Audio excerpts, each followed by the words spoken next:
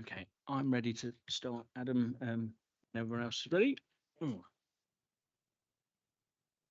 Thank you, members, and thank you, officers. Just for the slight delay of the meeting, we're just talking about the agenda earlier, so that's why we're a little bit later here. We've got a supplementary item for number 4, if all members have got that. If no members got, that's fine.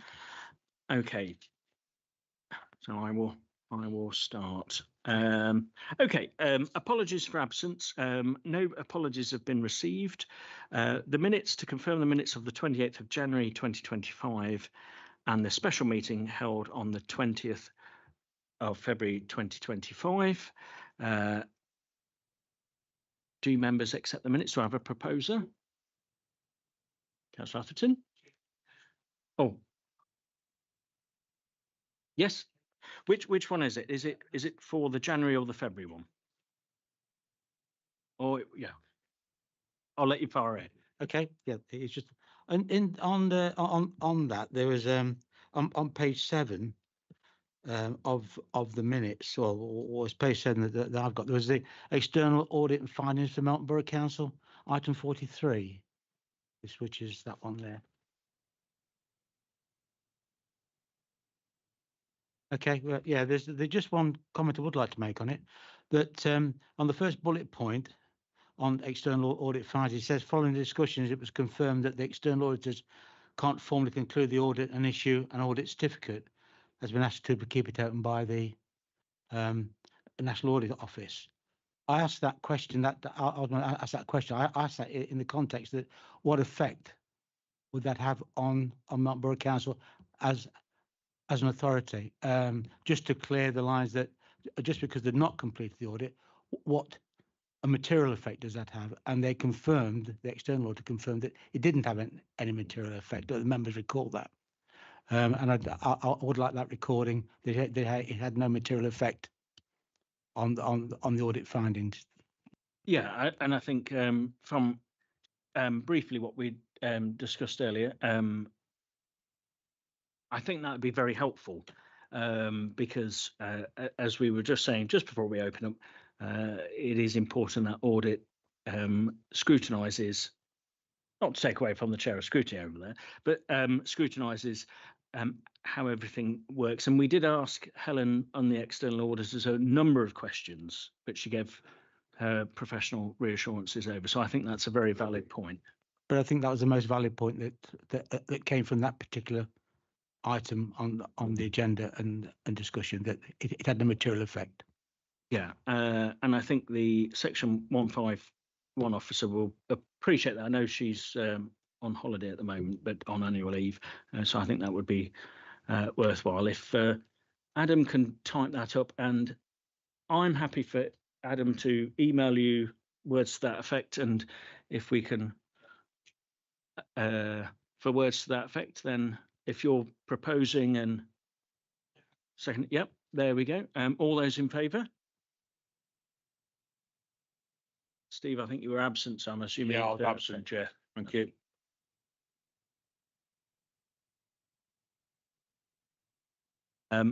As the monitoring officers told me before, we can vote on minutes that we weren't part of. So, but that's fine, Alison. Thank you very much. I'd like to welcome the leader as an observer, Councillor Warner.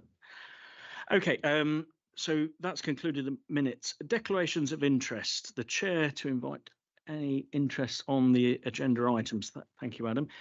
If there's any items as we go through the paper where you feel an interest arises, please declare it later. But at the moment, there's no one indicating any interests, nor the observing councillor as well. Okay, item number 4, which is the supplementary paper. We are trying to ensure Rachel is online, which I can see her here. Rachel, can you hear us? I can, yep. Yes. Hi, hello, Rachel. So thank you for joining us. So with the internal audit progress report, which all the members have got here, I'll let you fire ahead, and then as usual with this committee, I will ask questions later and ask the committee to probe and ask questions later. So over to you, Rachel. Thank you. Thank you, Chair, and thank you for allowing me to attend remotely this evening. Unfortunately, I do have two committees, so I am dashing between rooms this evening, so thank you for facilitating that. So the first report that I'm bringing to you this evening is the usual progress report for the Internal Audit Service. So I'll just talk you through briefly the key sections of the report.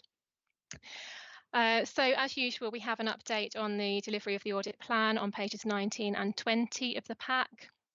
So this shows that we are on track for delivery, and I can assure the committee that we are on track to have everything completed for your annual report, which will come to the next meeting of this Audit and Standards Committee. Also within the progress report, we have finalised one further audit report, which was in relation to the asset development programme. So this is summarised for you in the section of key findings as usual in the pack.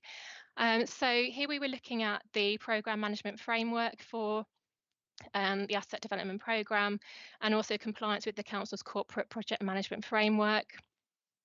So as the committee will note, we have given an opinion of limited assurance for the compliance element of this audit. This was primarily due to inevitably a number of changes on the project since it had commenced, and primarily a lack of compliance with the Council's established project management framework in terms of the templates and so on. So I wasn't going to go into that in further detail. In Appendix C to the report this evening is a response from management. So I didn't know whether, Chair, we wanted to go into that further at this point, or whether we need to revisit that. Well, from my point, absolutely, and with some of the risks as well. What I'd like to direct the committee on is absolutely look at risk 1, risk 2, and ask those probing questions as well. Because I think specifically on risk 2 as well, I think that's a really important matter. So over to yourself. And how I know you're on the screen as well. How would you like members? Would you like members to ask questions at the end of what you're talking, or would you like me to take questions as you go? I'm happy to pause at that point, Chair, if you wanted to take this report. And I appreciate usually if we have a limited assurance report, we do have more of a discussion with the committee. And we do obviously have the management response as Appendix C. So I'm happy to pause at that point to take any questions on that report, if that's preferable.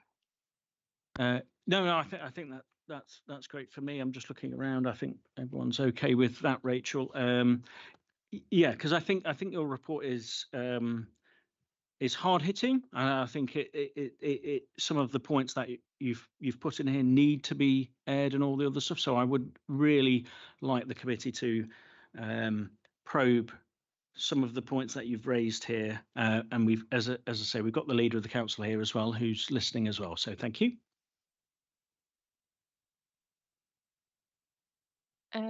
Thank you, Chair. So as I've mentioned, obviously we have given an overview within the progress report of the key findings. The management response is Appendix C, has been provided by the relevant director, so I'm obviously not able to expand on that further. But what I am proposing is that we include some coverage on this in the 25-26 internal audit plan, which is obviously on the agenda as well today. And at that point, we will be able to revisit and give the committee some reassurance really about how this has been taken forward. Just to draw out some of the key issues within the report, obviously, as I've said, was very much around the compliance with the Council's established corporate project management framework. So we have looked at a number of projects across the Council over the last year or two, which have resulted in some very positive assurance opinions. And those have aligned very nicely with the Council's corporate project management framework. As I've said, in this case, we weren't able to evidence that compliance throughout, but I do appreciate there have been a number of changes and management have taken that on board, and an action plan sorry, is Rachel, in place. Sorry to interrupt there, but as chair, I probably, you were just saying we didn't have the evidence there. Could you just expand on that part, if that's okay, please? Sorry to interject, but I know you said we don't. I'd like you to go into further detail on that, though. Okay, yep, no problem. So, sorry, any particular area that you wanted me to draw into in terms of those areas of non-compliance with the framework? Yeah, absolutely. So Yep. anything that's non-compliant, let's be full and frank about it. Okay. Yep. Okay. Thank you, Chair. So, so just running through some of the key areas that have resulted in action. So we highlighted, for example, that roles and responsibilities within the programme could have benefited from greater formalisation. So what we would usually expect to see is a document that sets out key roles and responsibilities within the programme, and then we would be able to audit against that. So we wanted to see that more formalised, and that has been taken forward in terms of an action. So we've also made some recommendations around professional appointments and being clear on the role of any staff that are brought onto the project as well. And it's just really important that we have that accountability and that clear record of who's responsible for what, and then we make sure we don't have any gaps in terms of the project management framework as well, and that consistency. And also if we have any change in staffing, which obviously we have had a number of cases during this programme to date as well. Sorry, did you want to come in there? No, that's okay. Again, as chair, I probably get the prerogative here. I hope I'm not taking away from the committee. We were saying about project management and the non-compliance, and you were saying about bringing staff on. Can you expand on that, please? Yeah, so I think some of the responsibilities had changed when we brought in an external project support onto the programme. So it was just being clear around what the role of that individual is. So things, for example, on the project, we'd expect somebody to be responsible for maintaining the risk register, someone responsible for maintaining the decision log, which was another area that we highlighted, just to be clear on who's responsible for which element and maintaining those documents throughout the programme. So I think there had been some scope for potential gaps in that, in not being clear exactly who was responsible for what, if that helps. And probably bring Councillor Atherton in probably at the end, because I know you do project management quite well as well. But anyway, thank you, Rachel. Carry on. I've just to make you aware, I've listed training opportunities here from what you've said, and I think that's a bit of a polite way of suggesting that. But anyway, carry on. Yep, so thank you. So also we wanted to, as I mentioned, the decision log. So we did want to see a formal record. So the Council's corporate project management methodology includes having a clear programme or project decision log that provides that transparency and management of those decisions. So that wasn't in place for this project. That's something, again, that is in the action plan to be taken forward to make sure we have that formal audit trail throughout in terms of key decisions that have been taken. We've also highlighted the need to potentially revisit the business case and the project documentation that was established at the outset. Obviously, there has been a number of changes and a number of reasons for those changes since this programme was first initiated. There is a clear business case that was used as part of the external funding. So that's obviously been well scrutinised, and that's gone through due process. But I think we just need to be clear on what the objectives are, and it may be a timely opportunity to revisit that. And I do know that a lot of work is underway by the new director in taking some of this forward already. So those for some of the key areas. We did also make some recommendations around a clear role for the finance team, because again, just being clear, particularly in the business case stages or option appraisals, that we're engaging with the finance team and we're clear on who has a role in terms of those, setting clear parameters there, but also having input into financial viability assessments in a timely manner as well. I think those were some of the key areas, but essentially it's just around that project management methodology, because as I've said, we've seen it work well elsewhere. There is scope to align more closely with that within this programme, and it has been welcomed, and I'm pleased with the response from management, both in the action plan and the report, and also in the appendix that's provided this evening, that the findings have been welcomed. It has been a useful opportunity to reflect on where we are and take some lessons forward in terms of the rest of the programme delivery. And yes, hopefully that's provided a bit more of an overview. Okay, thank you, Rachel.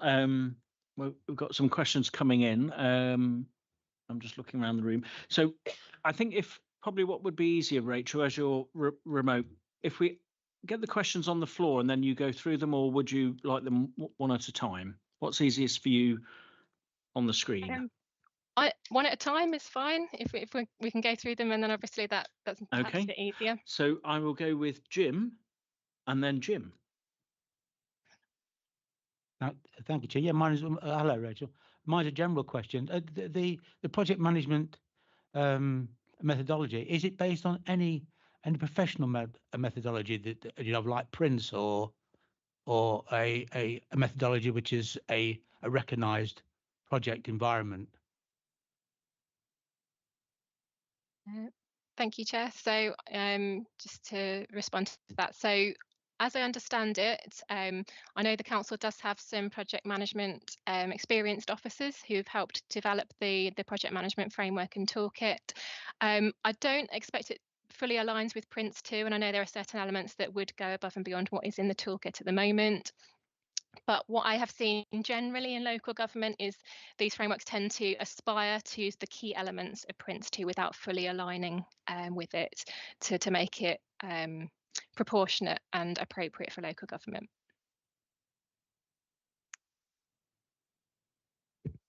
In that case, obviously Prince 2 makes a great deal of emphasis on the training of project management and also the methodology that they follow. Do you think we could learn from Prince 2 training within the council? Through you, Chair. I think Prince 2 may be, as I say, a little bit heavier than I would generally see within local authorities.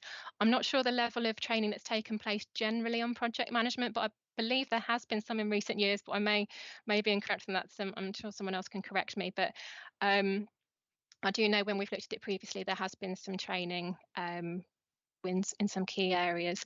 So it may be that it would be beneficial, but as I said, I did mention, we have seen some good examples of project management at Melton in the last year or two.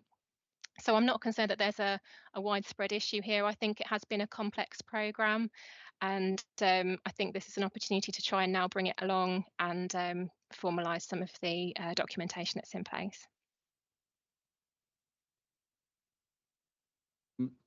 Councillor Adcock. And if you want follow-ups, because Rachel's remote, just keep going. Thank you very much, Chair.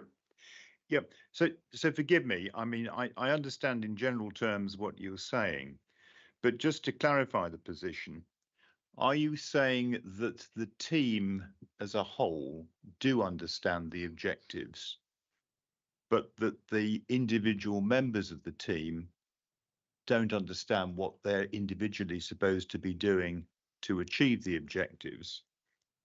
Or are you saying that in fact there is some uncertainty on the part of the team as to exactly what the objectives are?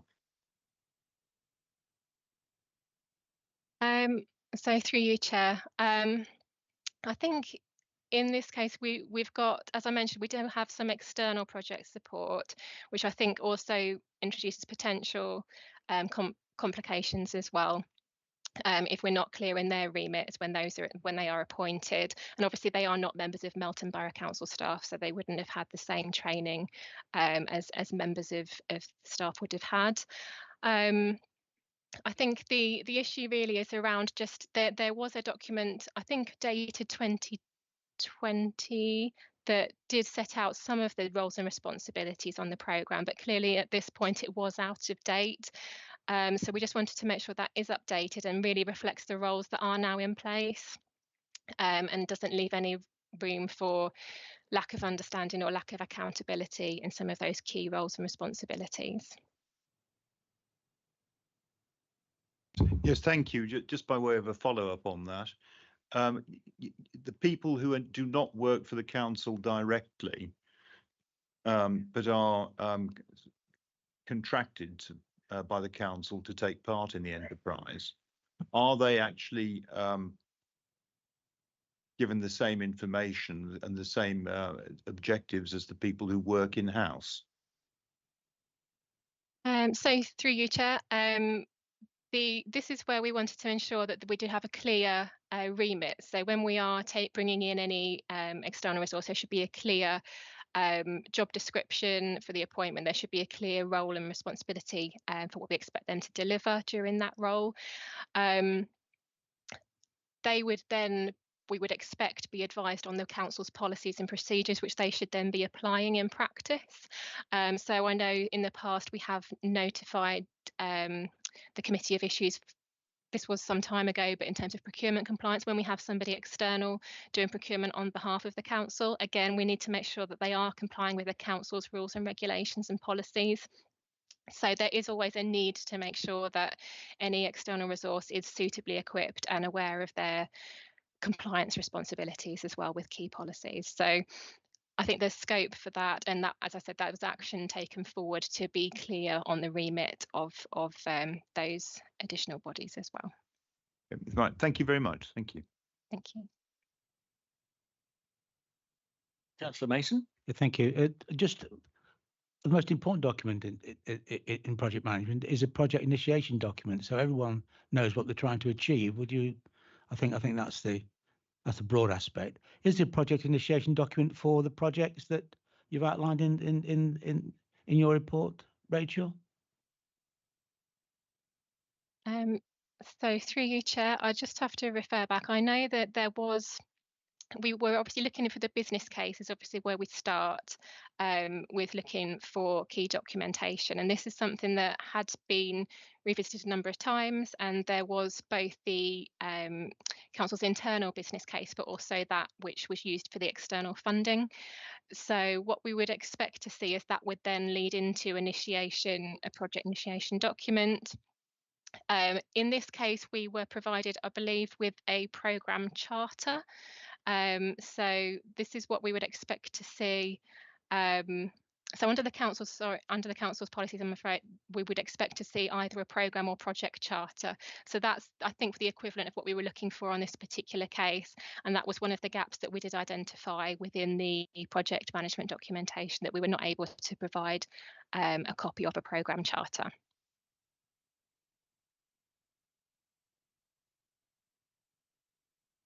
Well, thank you, everybody there. Rachel, I noticed under risk 2 specifically, I mean, sometimes this gets a lot of heated debate from councillors who are probably more aware of the community that they serve, because we are part of the community, and equally as from myself, and I've stated before, 60 days to wait for a GP appointment. Risk 2, non-compliance with established project management arrangements and associated project documentation, it's listed on there. Talks a lot about the second GP practice, which is huge priority for the people of Melton. And while it also talks about the hotel that has now gone, while I understand where people are looking at and exploring ways for utilising the building, and just before I bring you in, I totally understand that the council or anyone who runs any organisation has a fiduciary responsibility to maximise the assets, which I think Risk 2 talks about. The difficulty is sometimes, as you've outlined here, is there's some grant funding to come in to build business cases. And quite rightly, where you state that it doesn't mean it's a failure of the system to do a business case and say it's not viable. Equally, there has to be some kind of responsibility of several business cases not coming up to working as well, because otherwise you're just you're still burning the public pound. And that all said, you say at the bottom that the council not fully in control of all aspects, which I do get. It is an audit responsibility to make sure that those processes are robust. But is there anything where, as you've stated at the top, non-compliance with established project management arrangements, is there something that the council, and I wrote earlier when you introduced the paper about training or external expertise, because obviously if someone says, I think we could do a hotel, I think we could do a second doctor's surgery, I think we could do a swimming pool or whatever, if we keep spending money on business cases and they were never viable, or equally the project team weren't skilled enough to find out how to maximise that. How can, on an audit basis, how can we, in front of the community and the government, turn around and say the public pound is being well spent? Over to you. Thank you, Chair. So obviously, although I would just to reiterate, I think the document that you've referred to there with some of that content is Appendix C, which has come from the director, not from internal audit. So just to be clear on the content there.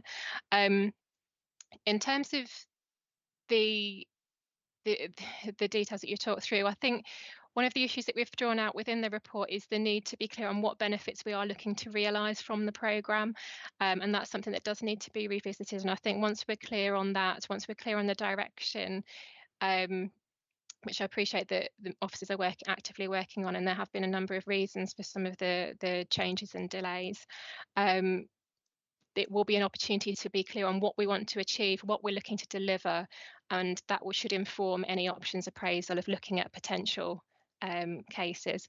As we've said, the project management framework that we've recommended and the improvements to that, such as clear project management around financial viability of options, clear roles and responsibilities for those involved, strengthening things like risk management processes and decision logs, will then help to hopefully support taking that forward. Some of the technical elements of the actual programme is beyond what we've looked at. The focus for us has been very much around whether the project management framework is there to support the delivery of the programme, rather than the ins and outs of any individual options which have been assessed. But obviously that is all reliant on a solid foundation in terms of the project programme management framework. So we will look at it again next year when we revisit it within next year's audit plan, and hopefully be able to get some assurances around how things are being taken forward. I'm glad you raised your hand. Go on. So I'd just like to comment from a professional perspective then. We shouldn't get hung up about whether staff have got professional project management qualifications, because there are many and they are varied and they've all got good things to bring. Prince 2 training, as a for instance, at the very basic level is Prince is very dry, having gone through Prince and then Prince 2 training. But the cost per head of a 5-day Prince course, just as an example, is about £2,500, most of which you'll then just ignore. Prince is very prescriptive, so it's not unless you take the good things out of Prince and ignore the rest, it's not very useful. Things like agile are becoming much more useful, even in construction projects. One of the things I'm glad to see in this supplementary agenda in Risk 2 is the fact that they've gone through the business case review and deemed it to be not worth taking forward. I professionally have come across far too many projects where a chief executive has said, we've spent quite a bit of money doing the business case, therefore it will go ahead. And to quote one example from the late 1990s, when I was on my original Prince training course, a captain, Royal Navy, was on the same training course. He was responsible for building frigates, knowing full well that the Navy would never have the manpower to actually set sail in those frigates. When he was asked why, the answer was the MOD deemed it less risk to waste the money on the frigates than to go through what the newspapers would say if they cancelled a project for half a dozen frigates midway through build, having spent billions already. So they weighed the risk in that regard. But the good, solid project management practice right at the beginning of a project is to recognise when a business case just isn't viable, and I'm thankful that we've done that. We do have to look at other options, and each option will bring with it its own risk, and each option will need to go through a business case, but in my professional opinion, it's money well spent. Thank you, Councillor Atherton, because I was going to bring you in if you didn't put your hand up, but no, thank you for that. And I think it's really important because, and I think as you said, Rachel, as well, and let me just put this on the table as well. As we go through the papers, you don't have to speak through the chair. I don't need that formality. So so just if you're talking to each other, please do. The issue can be sometimes is when we're doing a business case can show it not to be viable. That's why you do a business case. Otherwise, we wouldn't do the business case. We'll just do it. And sometimes, and I know the difficulties that, and while we've got the leader here with the cabinet, I think all councillors want, particularly second doctor surgery. And as I would say, and I would be very happy to hold the cabinet and the officers to account, and maybe several other councillors would as well. All councillors have a fiduciary responsibility to make sure that the buildings, if they come in here or Phoenix House or wherever they go, pays for itself. Because if the building starts collapsing and it's not paying the rent and the return, that is causing risk management to other things. And I think the reports there very well put that out, and we've got the chair of scrutiny as well to look at that side. But you raised some excellent points there, Ian. Thank you very much for that. Rachel, I don't have any other questions. I don't know if anybody else does. Alison's nodding. No. Rachel, is there any closing item at all? Otherwise, I can move on. I think that was everything on that. Just got a quick hand raise. Sorry, Rachel.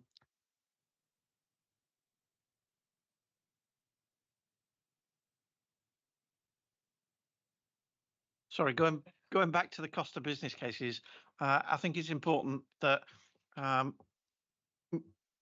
people still put suggestions forward, because without the suggestions, we'd never get anywhere. Some of them you don't need a business case to know they're non-starters, and it's up to the project board, the cabinet to take them forward and do the necessary due diligence. But we shouldn't use the cost of doing a business case as a blocker to people putting suggestions forward. Okay. This recommendation, Rachel, is there anything else at all? Sorry, we interjected you from the room. So, thank you, Chair. Yes, so I'll just run through the rest of the progress reports, and in case there are any other questions on any of the other content. So that was the report that had been finalised. We do have a number of audit reports that are nearing completion. So those will be in the next update to the committee in the annual report for 24-25, which will come to the next meeting. Just to also note, within the report, we have mentioned one amendment to the audit plan that was made since the last meeting. Given the impending changes around the Renters' Rights Bill, we thought that there was less value in the private sector housing audit at this time, which was originally planned in for 24-25. So we have postponed that audit, and that has gone into the 25-26 audit plan. And we have proposed that we will do the audit on corporate health and safety instead. So this was an audit that had been on the reserve list for 24-25.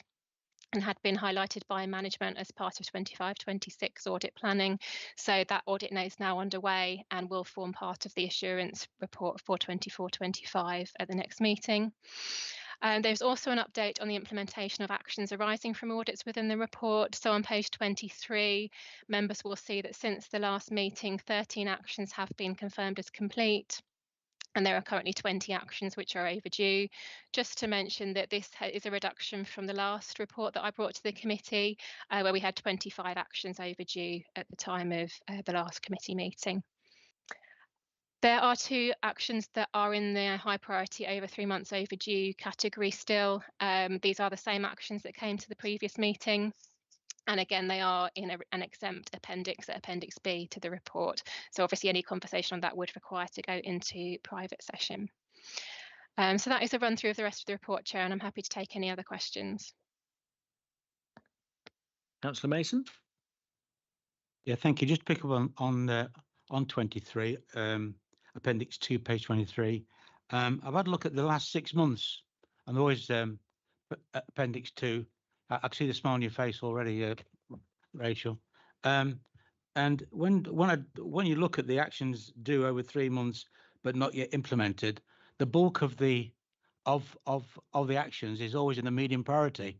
There's at least, if I'm not going to bore you with the numbers, but if you averaged out over 6 months, 55% on average end up in that category, and that seems a huge, and it's a steady state all the time. I know there's a difference when actions come in, go out, how long they're there for, but it's always a particularly steady category of uncompleted actions in that area.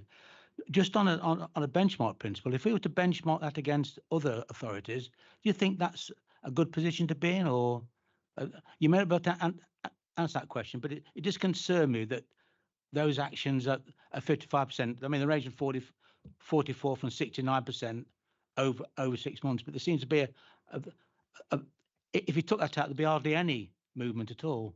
I just want to make that point.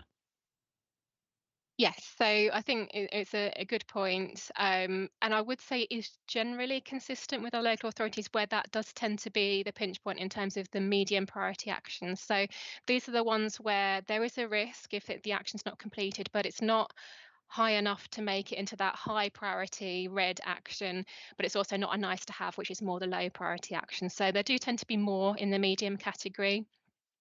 As you know, I am at another committee meeting this evening, so I've just literally just looked at their papers, and theirs is quite similar in terms of proportion. So they have 23 actions overdue, 19 of those are medium, 12 of them are over 3 months overdue. So it's a similar picture, I would say, to the one on your report. I do have one council where they had 1 overdue action in total. I have another that has over 100. So they do very much vary, and obviously with the scale of the organisation as well. But I would say yours is generally consistent with other comparable councils that I work with. So we will tend to see more in that category, but we do obviously want to see those come down. And there will be a year-end position for you in the annual report for 24-25.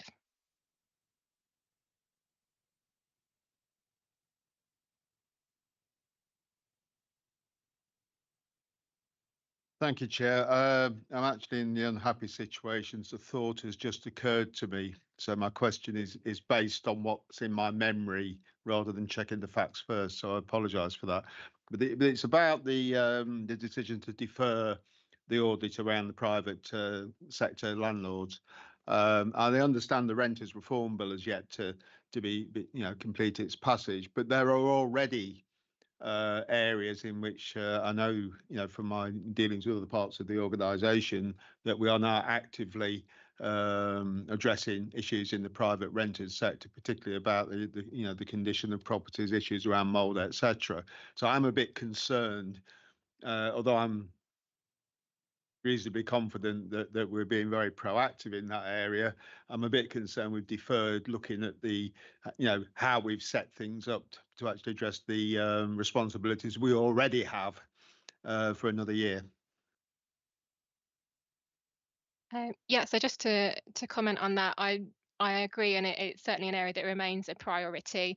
I think from conversations with management, there was a feeling that there will be quite a significant change in processes. So if we were to audit all of the processes now in Q4, it may not add a great deal of value because they're about to change those processes anyway. So when that's the situation, we tend to try not to use audit resource on that if there's already changes underway. So I do believe it's an area of priority, and I'm reassured that it is on the agenda. And I'm hopeful that we will be able to revisit that next year and give those assurances. And it will be useful in terms of taking forward with their new processes. Yeah, and I think you raised a really good point, because sometimes the local authority can assist. It doesn't always have to be the stick, does it? It can be how we help drive standards up as well. I know there's a wry smile there, but local authorities can help drive standards up and support its community to drive standards up. It doesn't always have to be the big stick about it all, because I genuinely think is those who want to do the right thing will engage the council, and those who don't want to do the right thing will just be under the radar anyway, and regardless of what legislation's in place, never the twain shall meet.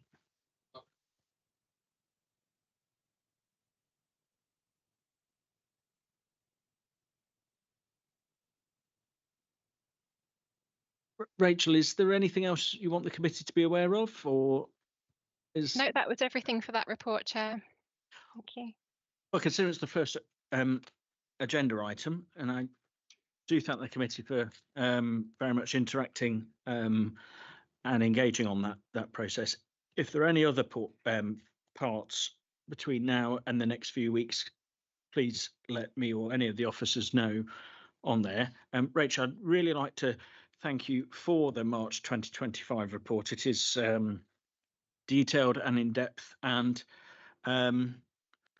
I'd like to think it's a good critical friend in the right way, and I'm sure there are things that can continually be improved on it as well from the officers' side. I think we talked about, as Councillor Atherton was talking about, various parts of training. We've got to make sure that we're supporting our staff to be the best that they can. So where audit is probably picking them up, we're not picking training issues up as well. So yeah, thank you very much for that. And Rachel, as ever, thank you for your input there. We only have to note this one, so I don't need to call on that, but we'll go straight into agenda item 5. So again, Rachel, over to you. This is in regards to reviewing the internal audit plan and the mandate. Thank you, Chair. So my second report this evening is looking ahead to the 25-26 financial year. So the report includes the internal audit plan for 25-26 and the internal audit charter and mandate that we will also use in delivering that plan. So I did have a session with members of the committee in February around the audit plan development and the potential areas that were on the list for inclusion in the audit plan, to give some insight into that process and how we'd ended up with the draft plan that's before you this evening. So that was a really useful session, and thank you for the attendees at that session. Just to explain, the process was in line with that had been discussed at the audit committee in November. So it was very much focused on developing a risk-based internal audit plan, which was based on your risk registers, your corporate plan and strategies, and priorities for the year ahead. So I am bringing the plan to you today for formal review and approval under your terms of reference and under the internal audit standards. And we will obviously then start work on that in April and report back to you in our regular progress reports, as we have earlier this evening on the 24-25 plan. So I don't intend to go through the plan line by line, particularly as we had the previous session, but I'm more than happy to take questions on any of the individual audits. Just to note, there are some areas that I will mention. So the asset development programme, as we've already mentioned this evening, is in there to continue the audit coverage on that and hopefully report back on areas that have been taken forward following the 24-25 action plan. There is an audit on antisocial behaviour, which had arisen from some consultation with the committee and management. There are also a number of areas reflecting on changes in legislation or horizon scanning for the year ahead. For example, changes to legislation around waste collection is included there as well. So as I say, Chair, I'm happy to take any questions on the individual lines on the plan, and hopefully that's okay for approval this evening. The other document is the internal audit charter and mandate. So this also comes to the committee on an annual basis for review and formal approval. The document is different to the one that was approved in previous years because we do now have to align with the global internal audit standards, which came into force for local government from April 2025. So we will be working against those in terms of delivery of your audit plan for the new year. So that reflects the new responsibilities of internal audit, the new standards and the role of this committee as well. So I'm happy to take any questions, Chair, on either of the documents, and both are presented for formal approval this evening. Thank you. Well, Rachel, you'll be pleased to know I don't have any questions, so. But we do from the Chair of Scrutiny. Go on, Mike. Thank you, Chair. But I'm asking the question of the member of this committee, not as Chair of Scrutiny. And it's a bit tongue-in-cheek, but I noticed that there's 22 days allocated to the ICT partnership, which is twice as many days as are allocated to antisocial behaviour. So the serious part of the question is, what are the complexities of looking at the ICT partnership that requires such a large allocation of time?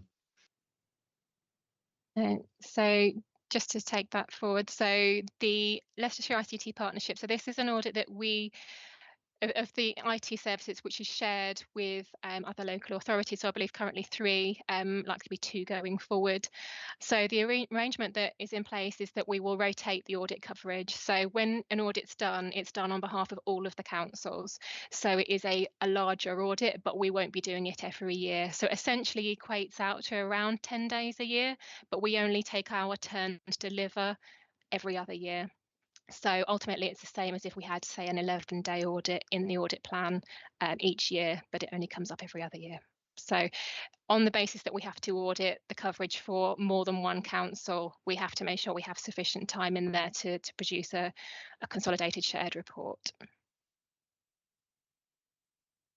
Well, yeah, I was going to say, well, I'm glad it's just not Mike and myself for the troublemakers. We're always criticised being the troublemakers of asking the questions, but glad, Ian, you are. Go on. Well, glad I'm a troublemaker. Yeah, thank you.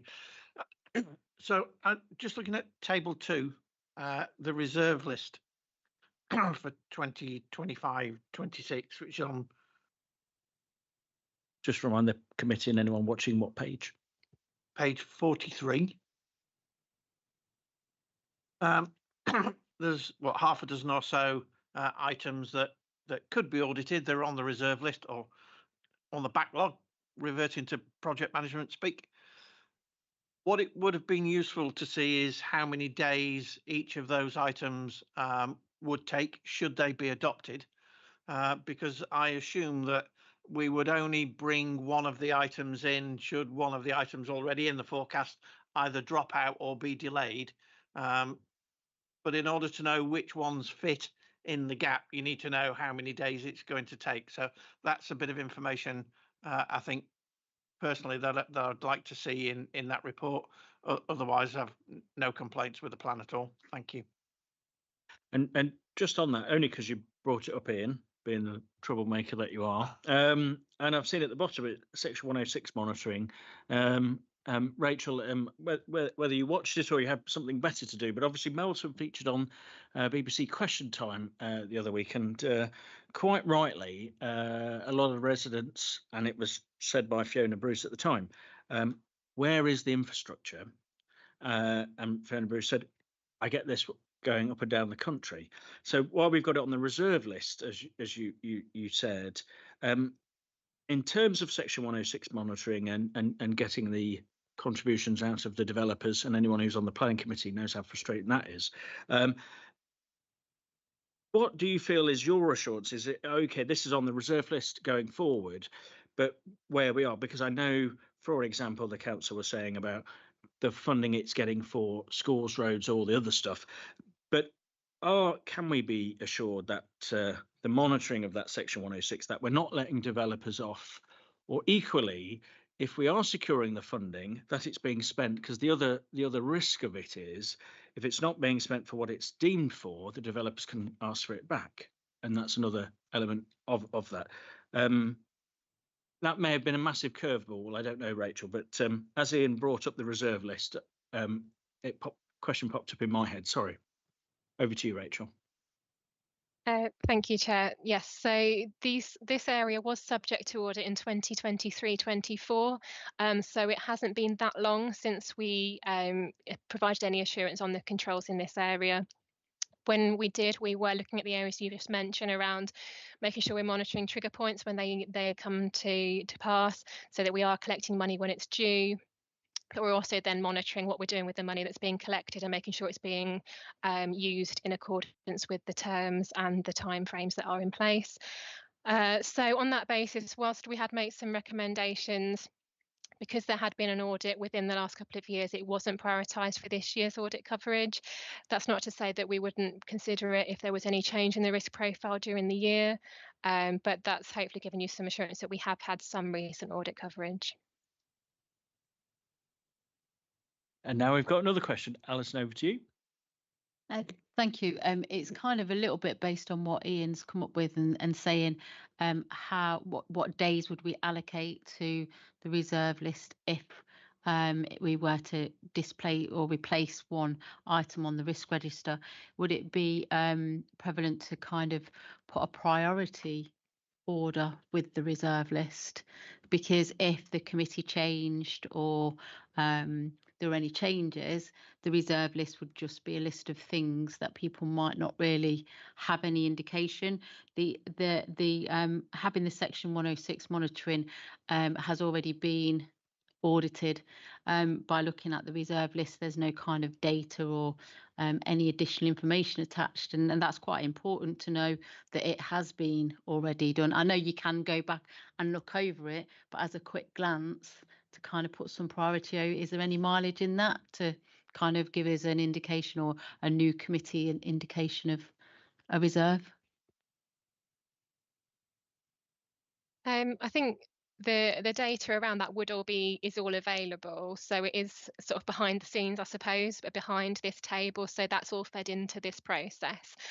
So those are all things that we would look at, and obviously that can change throughout the year as well, because risk profiles can change, other things can come into play, something else might come to light that we think actually we now need to prioritise this as higher risk. So I think it would be difficult to set it in stone in terms of the risk profiles for each of those, because as I say, it may change before we looked at revisiting it perhaps later in the year, but I'd be happy to obviously include the basis on which we'd prioritised any that we proposed to take from the priority on the reserve list, if that was helpful and if that was to happen.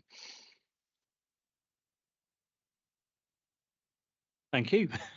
Okay, if we could just note that minute to keep with the chair on that one. I think it was very point well made there. Okay, right. I think we do have recommendations on it, unless there's any other questions from anyone. So we've got the recommendations to 2.1 to 2.3. I'll take them on block. Any proposers? Jim, any seconders? And Mike, all those in favour? That's unanimous. So thank you very much, members. Agenda item 6. Now, but just before we go to that, I believe that's the last item for Rachel, so she can leave, I understand. So Rachel, thank you for your time again, as ever. Good luck with your secondary meeting, and thank you very much. You can stay as long as you want, but if you want to shoot off to your other meeting, you're more than welcome. Thank you very much, Chair, and apologies that I'm not there in person this evening, but I will be at the next meeting. Thank you. Okay, so we've got the risk management update for March 2025. And Clive, thank you for joining us, and welcome as well. It's the first time I've met you, and probably for many people of the committee as well. So I will let you open up. If you want a brief introduction of yourself, you're more than welcome to as well. Just to introduce yourself to the committee and any members who may have not met you before. So Clive, over to yourself for agenda item 6, please. Okay, thank you very much, Chairman. As you said, my name's Clive Howie. I'm your current interim director for resources, taken over from Dave Scott, who I'm sure was well known to you all. I would say that I'm certainly enjoying the short term that I'm having with the council. I do really enjoy working with the team. As you've probably gathered, I'm from the northeast by the accent, but I won't say anything more than that.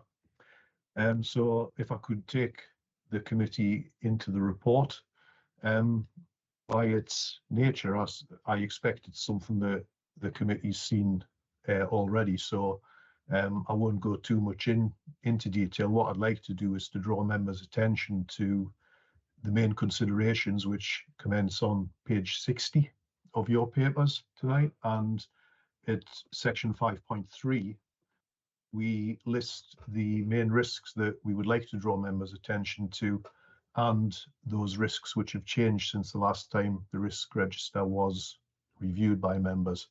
I wouldn't propose to go through those individually as well. I certainly assume that all the committee have read the papers. If there are any questions, I'd be very happy to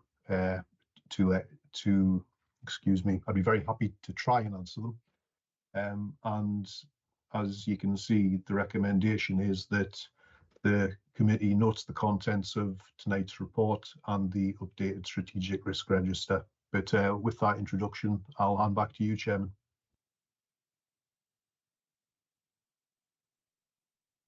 Thank you, Clive. Just looking on page 61, we've got several bullet points there in terms of service and governance, and I think it sort of sets out in the report. And as Clive was saying, 5.3 regarding the risks that we look through on there, and some of them are place and strategic ones.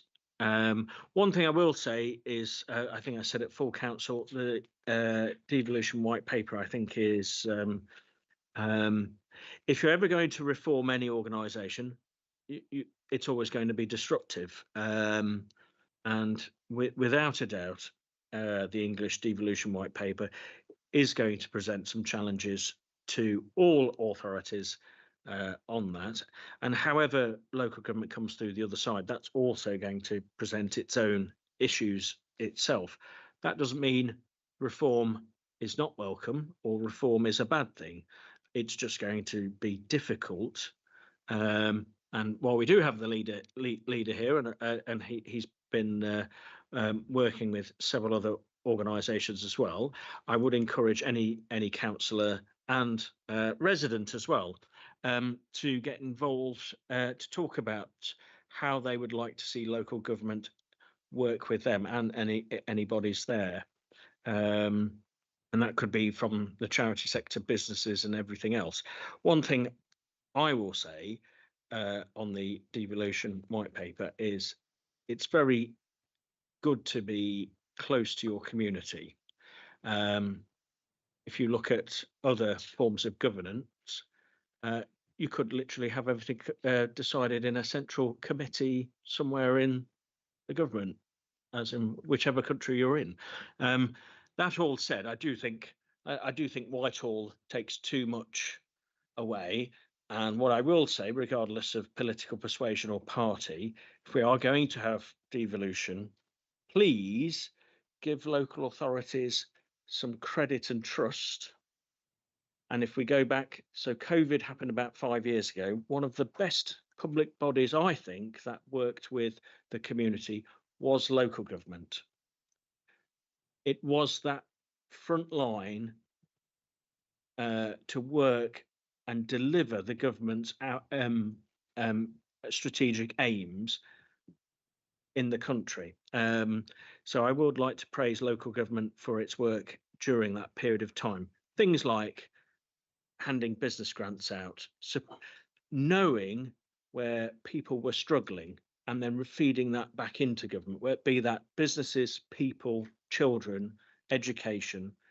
It was local people on the ground, officers, local politicians, who were the ones who knew it first, not necessarily people who are too far removed using models. So I will say that's my monologue. But while I've just been going through my monologue, if there's been any questions that Clive has raised in there, Ian, over to yourself.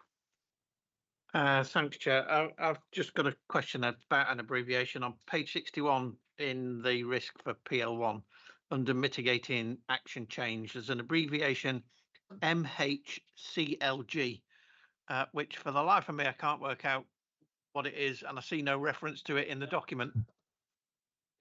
So that's Yes. a government department. But go on, first officer to mention it. Go on, Clive. Yeah, it's the Ministry for Housing, Communities and Local Government, Chair. And I have to confess, I think that the proper title for that now is what we officers often call DLUC, namely the Department for Levelling Up and Communities.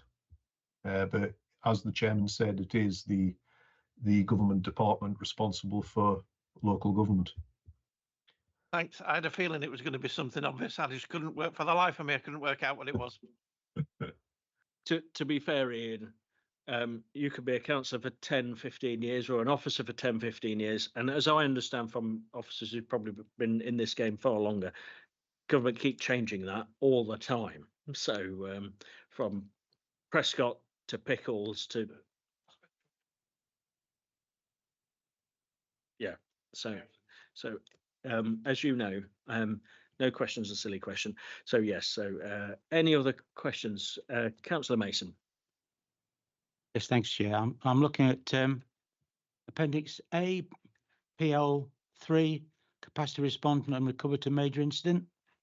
Because the paper was fairly complex, I've just picked out a particular risk issue and just been through it and had a look. And given the nature of flooding and one thing and another, and our chair may agree with me that it does have quite an impact on the community. I thought I'd just read through this in some depth.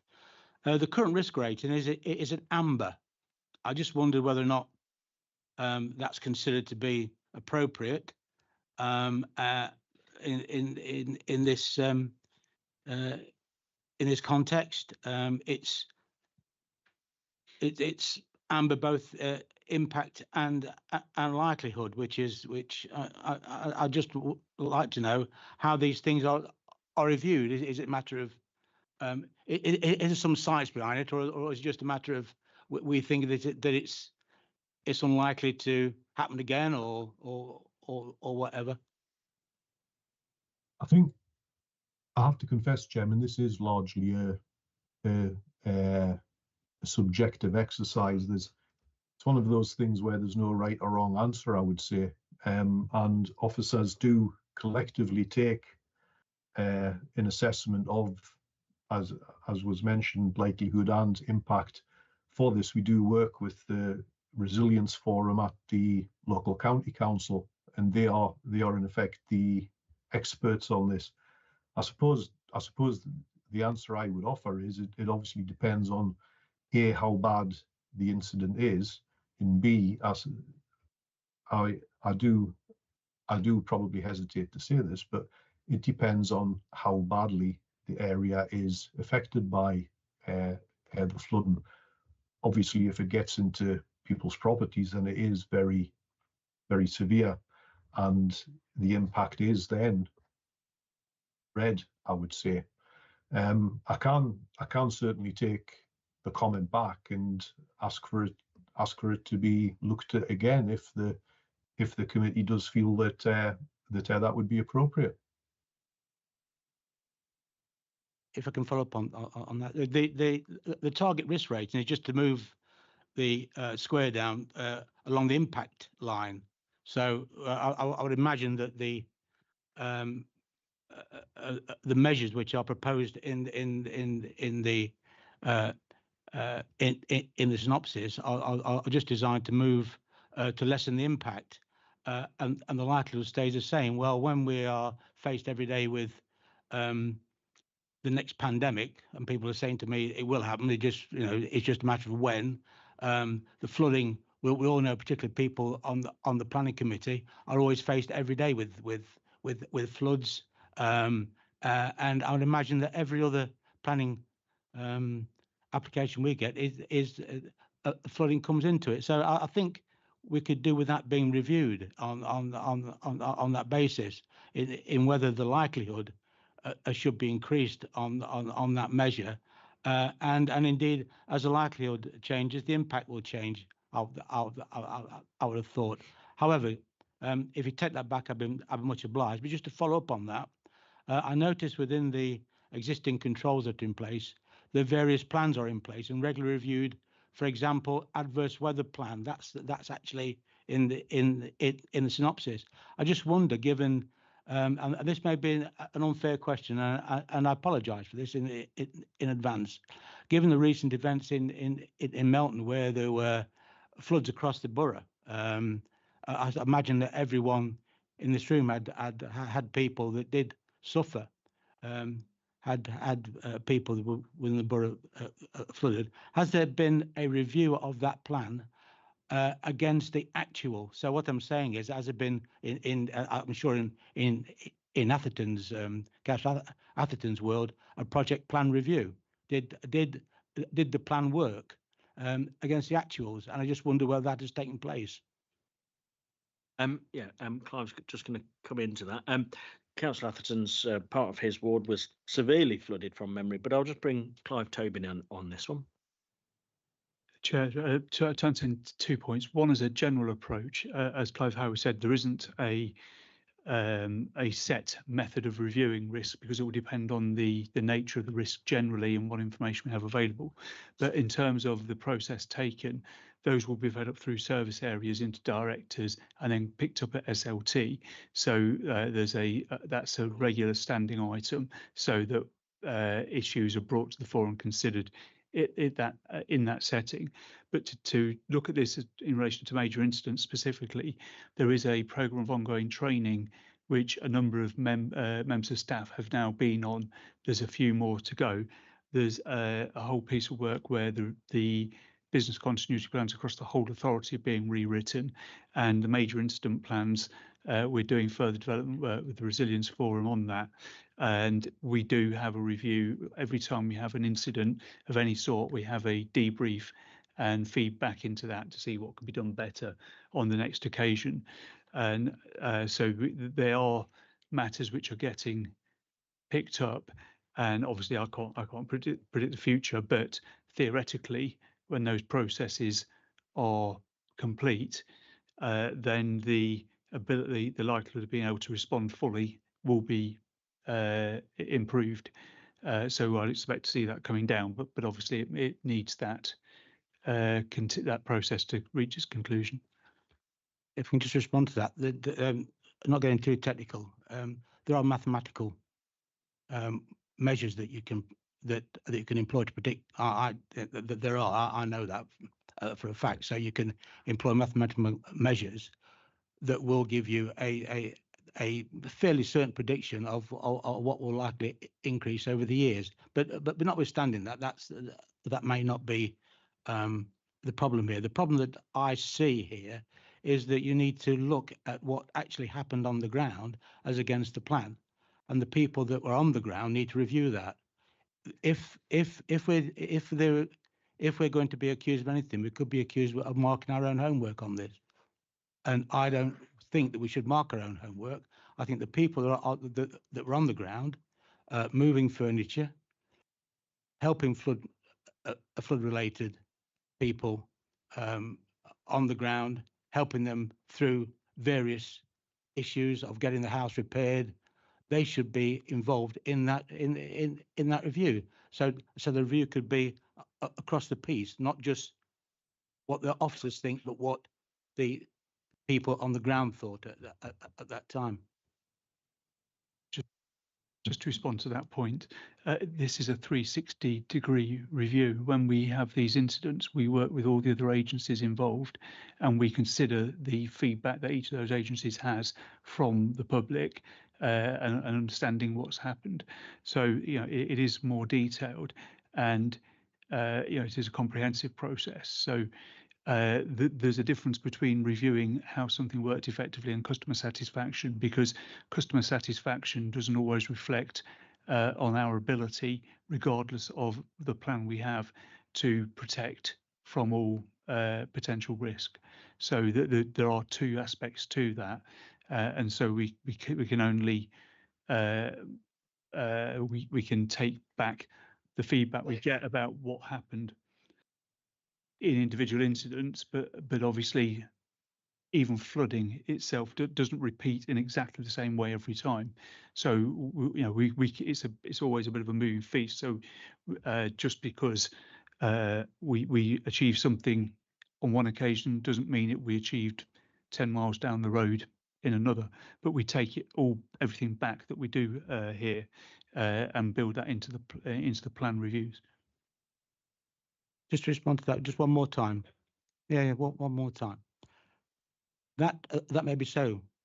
However, the review should encompass the aftermath of flooding as well, i.e., how the houses that Melton Borough Council own, run, operate, how they were affected, how the tenants were affected, and how they were helped during that process. It's not all about flooding. It's all about people, and it's all about people that's on the ground. So it's not all about process. I'm not talking about customer reviews. I'm talking about the various members around this table that actually went out on the days and help with the flood victims, and they should be included in that review so they could bring to bear some of their experiences.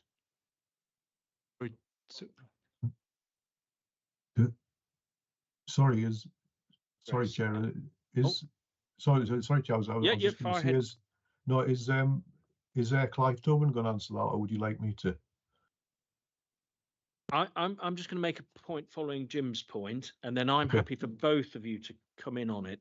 And as Jim raised there, so Jim Mason was has raised for a number of years since he's been a councillor, and he was talking about other councillors have witnessed this. I'm not going to go into a particular personal difficulties that I've had. That said, as a councillor, and when I held a public meeting that was in my village, the Lead Flood Authority refused to attend. Melton Borough Council did attend, and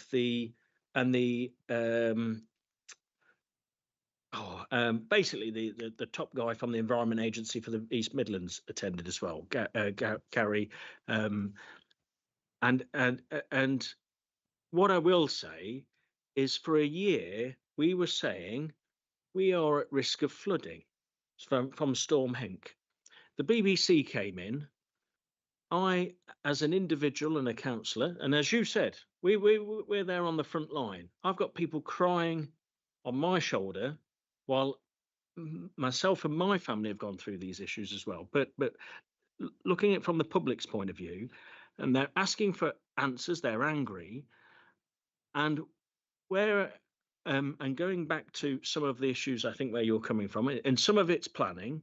When things have been raised, people aren't answering the questions, and people say that politicians don't answer the questions, but I will say some of the authorities haven't asked the questions either. I've asked, and I know you've asked in the past, and other people. So I think what Jim Mason is raising is a very, very good point, because if we're here to hold the council and public authorities to account, and be that Environment Agency, Lead Flood Authority, or whoever, and it could be if there's COVID or whatever it is, it's not a blame game. It is also, it's like, how are we responding? And frankly, my point of view of when I raised some of the issues with Storm Henk and said my villages are at serious risk of flooding, people are at risk of flooding, and then a year later, virtually to the day, dozens of houses in my village, the village I live in, flooded, and all I got from the Lead Flood Authority was, when they responded to the BBC, when the BBC asked them the question, well, we helped. And they said, my village, we helped Twyford access a grant to prepare them to be flood ready. You could only access that grant if you flooded the year before, and only one house was. That answer helped nobody who flooded this time. And frankly, there's still a lot of anger. And personally, I still have to ask the authorities, why are we holding these drop-in sessions for meetings before 6 o'clock? So people who work either have to take time off and childcare and all the other stuff. Why is there not an evening meeting? Why are people running away? So sorry for that monologue, Clive, but I just wanted to add some context for where I think Jim has been, because he's been raising this longer than I have since he's been a councillor. But I was raising it last year saying we're going to flood, and nobody did nothing.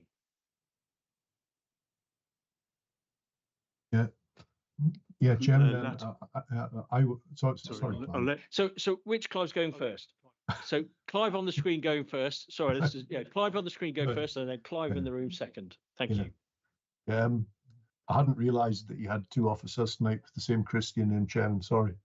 All I was going to say was in relation to the points made about reviews. Certainly, in my experience, whenever we've had any type of emergency event, obviously the views of anybody who was involved with the dealing with the emergency and the recovery phase, they would be taken into account, and they would be reported back to the council to well, the best phrase I can use is to help us respond better to any future events. But as Clive Tobin said, what happens in place A may not happen identically again in plan B, and in place B. And all that we can do as an organisation is be as ready as we can to deal with these events if and when they happen. And that's the only real response that I can offer. We do plan for eventualities, but obviously we cannot be ready for everything that might happen. Just before I invite Clive in the room back, I think everybody acknowledges that, and I would absolutely agree. I think the problem where Councillor Mason's coming from is people were warning about flooding before. We had Storm Babette, Storm Henk, and I'm not saying this is all down to Melton Borough Council because it genuinely isn't. But equally, it's part of the flood measures. But I'll let Clive come back in because I know it's a very sensitive subject. It's not the only disaster recovery issue we have to contend with as well. So it's not just about flooding. I think that was a point I was going to make, that I understand that point entirely that you're making. The problem is the bodies that have power to do something about a lot of that preventative work, they're not Melton Borough Council. So people like the Environment Agency, the lead local flood authority, which is the county council, those are not within our control. So this risk here that's highlighted is about our ability to respond. Now, obviously, feeding back to them, whether it's from a major incident or whether it's generally about issues raised, we can do that. But that doesn't in itself attach to this risk. Because this is the risk of how we might deal if measures aren't taken, but we can't put those in the plan because we can't do those things. So it's related, but it's separate. And I agree fully that the views of anyone who's been affected by this, that those views need to be fed to the local flood, lead local flood. Why can't I say that word? The LLFA and to the Environment Agency. We can be a conduit for that, but whatever we put in our plan, all we can do is respond to the circumstances on the ground. We can't do preventative stuff, which in the long term will help assist flooding. So, help prevent flooding. So I take the point, but there are two distinct issues that the revision of this plan and the training of our officers still won't make either of those two other agencies do anything differently. Just on that, and forgive me if I've got this wrong, Jim, but I think he was also referencing about in planning terms. So where people are saying we're getting expert reports, it won't flood here because I've got a flood risk assessment and it says it won't flood, and then houses are being developed or developments happening, and then there is flooding. And all I know in some of my ward, some of the questions are, you said it wasn't going to flood. We've had a development and then there is flooding. And that then goes back to the local planning authority. I think that was part of your gist of your point. Am I right or wrong there? Just to explain that, yeah, there's two parts to it, and I will agree with you, Clive, that you can only affect what you can affect. I did know that part of the flooding, well, the majority of the flooding that occurred in my ward was caused by a burst canal. So where does that fit into the plan? But just leave that to one side. I'm talking about the more practical things in life, the more practical things that affect our community, and these are, if a house is flooded, how do we get it repaired as quickly as possibly can? What happens to the council tax that people pay? Do they get paid or do they get a rebate? How can we get this information out? Instead of sending letters, how do we that postman can't deliver because of the floods? How do we impart messages to the people? What are the practical steps that we need to do as a borough council to make the lives of our people that live in this borough better? They're the more practical steps that are in our compass, and that's what I want to see, and that's where I think members could play a part in joining in the review of the plan. Just on that, and I'll hand over to Clive while he's thinking of the answer. There is a motion at full council, as the leader is chuckling about. There's a motion at full council about people who've been affected by flooding, but I'll leave that there. But Clive. I agree that there's all sorts of sources of information regarding this, but some of the issues that you've referred to are not in our control, because it's not the council's responsibility to repair a home. Now, we can give certain assistance, but that would be a matter for individuals with insurance, etc. So that doesn't automatically fall to us. But giving them information. If I can just stop you there, I'm talking solely of council house tenants. Well, that's a matter that can be picked up through housing. We have an obligation in any event, so we will have to do that. There's no choice. It's a legal obligation. So we on that do basis, where is that in the plan? Is it in the plan? That's what I want to know. That won't be in the plan, because it's a statutory obligation we have in any event, and this is about the response to the major incident, and the aftermath is slightly different, because that would be a responsibility for any landlord in the same situation. So that it won't be that granular in relation to matters, because that's a housing management function. So that's covered elsewhere, and mainly by legislation.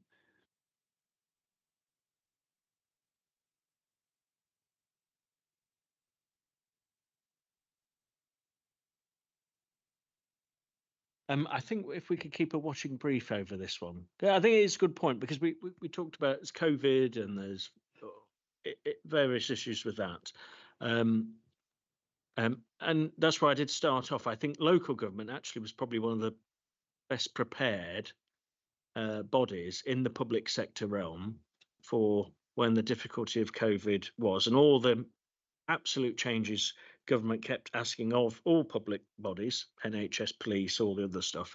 I think local government did come into its own very, very well, which was actually the districts, in my view, because it's closer to the ground, to the people. And I'm not saying that because of the devolution white paper, it was just closer to people.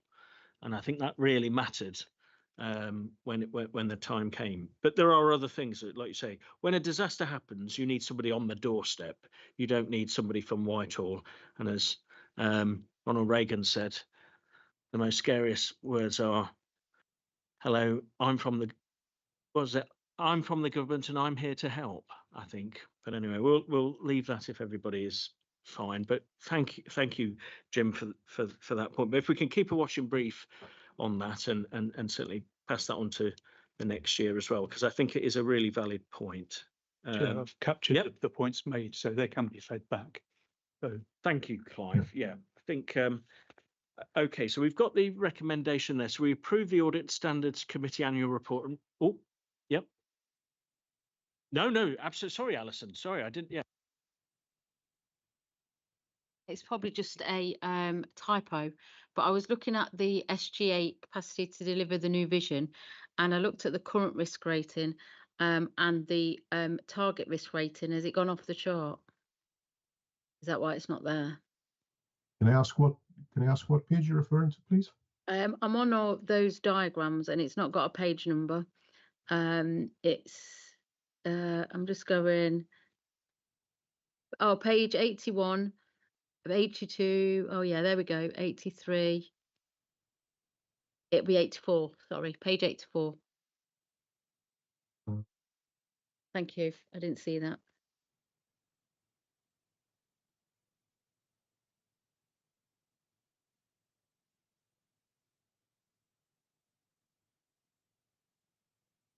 Which risk was it you were referring to, please? Sorry, I'm trying to get to it on the screen here.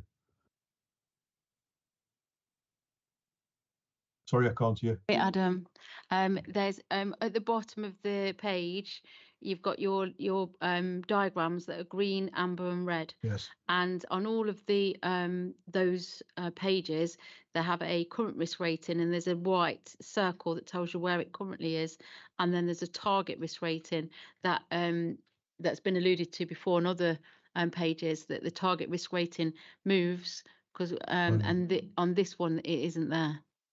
There's no target. Right, okay, thank you. So Yeah. I was saying, has it gone off the chart? That's why it's not there. Yes, Or is you're it right. because I did try and read it, and it did say confirmation about whether anything's deprioritized. So I didn't know whether that was the reason the circle's not there. Very good. Chair, we can get that information and feedback because I think it may Yeah, well I'm have just still been an sorry. omission. Yes. Yeah. I think.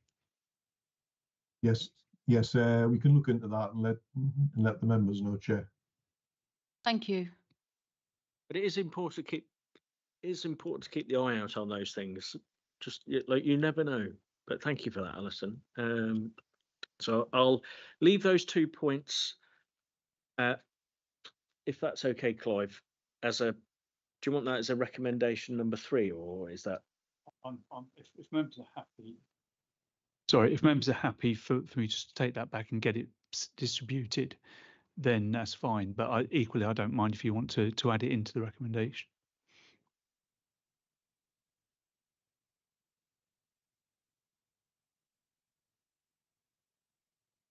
So if we ask the officers to bring that back, and then either, yeah. Oh, have we got any more? No, I was just going to add that that's due for review on Tuesday of next week. So perhaps that's the time to update that chart. Well, you do have an eagle eye, Councillor Atherton. So yeah, okay. Well, we'll do that.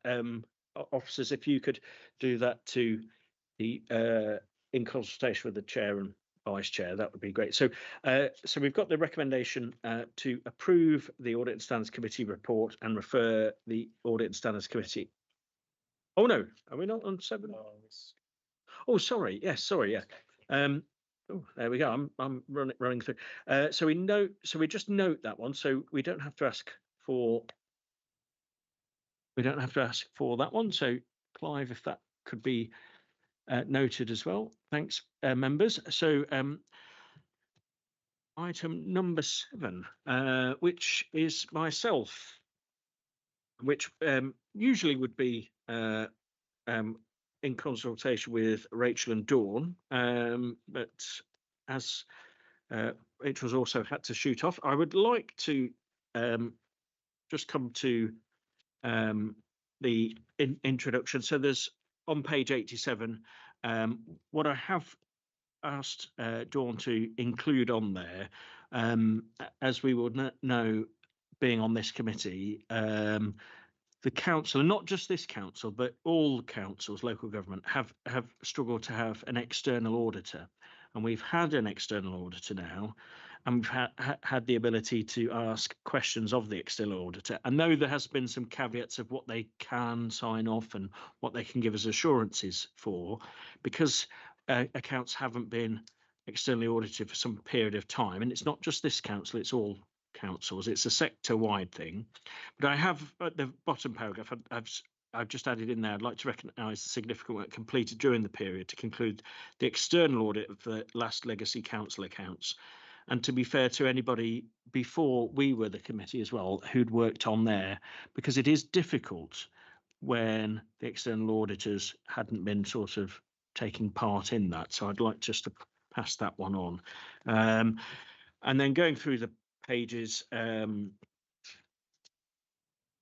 think it's fairly standard stuff, but on 2.4, we've been on the consultation with committee members, the practical guidance, And then if you look at Appendix A, the self-assessment of good practice, which for other reasons I couldn't attend, but I'm really pleased to see there's been a lot of improvements, I think, from last year, which virtually all but one have gone into what the committee has self-marked itself. And I think you're saying marking your own homework of no further improvement. I always hate that type of box because I think you can always still improve. So, but where we've put at number 12, has the committee met privately with external auditors and head of internal audit in the last year? We certainly have met with Rachel. So that's probably why we've not got that part. But I don't think we have met privately with the external auditors. That's always been in the public forum here when we've had Helen Lillington here. And I would like to say I've had interactions with Helen as the chair of audit, and I know Jim as well when we've been having the briefings. But I think it is more important that as a committee, and only for the benefit of committee members, to speak to the external auditor, and also have that freedom to speak to the external auditor as well. And whether when I say meet privately, there could be meet privately with all of us in the room. But I think anybody who, this is just my personal view, and listening to some of the members here, where probably a 5-minute chat with the external auditor on a one-to-one basis, because you can raise those questions on your own if you don't feel, and I would like to think that the committee will support each and every member of the committee to raise those questions, because I'd like to think we keep this as in a non-partisan, holding the council to account committee, and if there is an issue, it is here we need to raise that. Yes. It is an action. Oh, yeah, absolutely, yes. Yeah. And the time frame is June 2025. So it is an action to schedule a private meeting with auditors on an annual basis. So we've got that ability. We built that in when we were doing our checklist to make sure we've got that ability as well. Yeah. Absolutely. One of the reasons I want to also raise it, and thanks for that, is we have an annual meeting in between. So everything can all change with an annual meeting. We never know where anybody is. Some people might move and change and all the other stuff. But if anybody is still on the committee on there, and I'm just sort of talking as if we still are, as Alison rightly said, meet with the auditors. My personal view as well is, even if you come off the committee and you still want to meet the auditor, of being on the committee for the last year, I still think you should be able to meet that auditor as well, even for your own personal learning and benefit.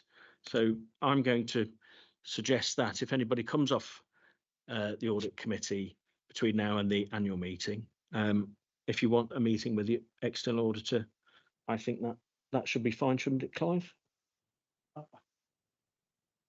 Chair, it might be appropriate to bring in the external auditor who's actually Helen was here.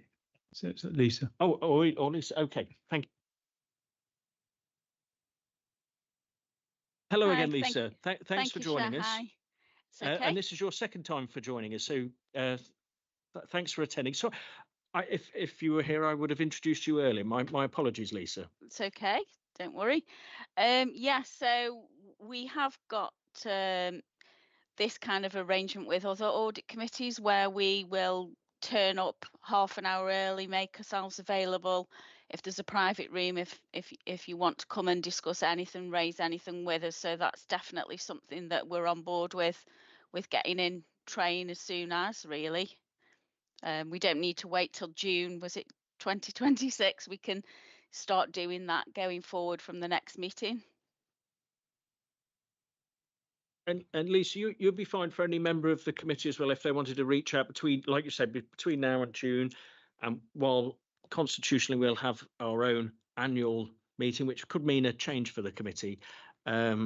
Equally, if anybody has picked something up, I would very much welcome that they engage with you as our new external auditors as well. Yeah, you'd be definitely. more than willing to make the time for those individuals of the current Audit and Standards Committee. Yes, of course. Yeah.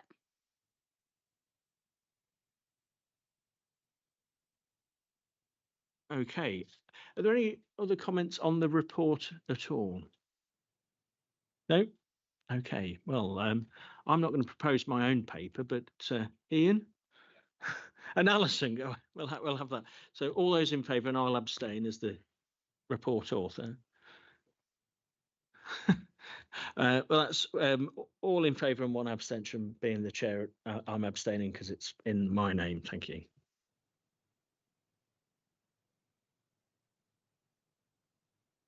Okay, so an important paper coming up, agenda item 8, and on the next few items, as I've said to all committee members,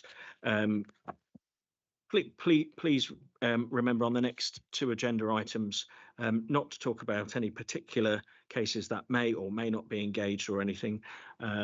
So either talk generally, or if we have to go into any closed session, I don't think we do, but please just be mindful of what you're saying on the next 2 items.